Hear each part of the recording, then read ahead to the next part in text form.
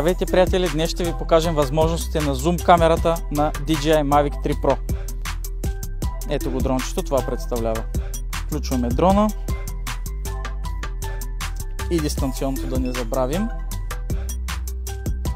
Изчакваме да се свържат и инициализират двете устройства. Сега няма да вдигаме дрона на високо, просто започваме да зумваме плавно, за да видим какви са възможностите на камерата. Това е с 3 пъти зум, минаваме на 7 пъти зум.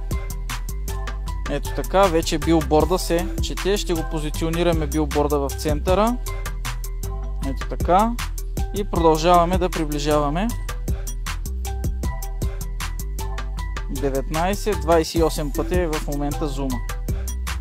Като билборда ще отидем до него, за да видим точно на каква дистанция е от тук. Може да видим и табелата на Happy съответно, която долу-горе се чете. Ще отидем до билборда първо. Махаме зума, вдигаме дрона на безопасна височина. Ето така. И тръгваме към билборда.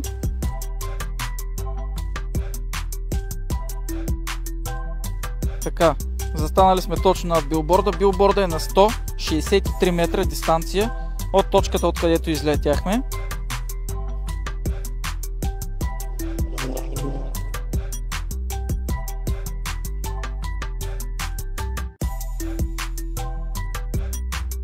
Табелата на Happy и самото Happy е на 350 метра от точката на излитане.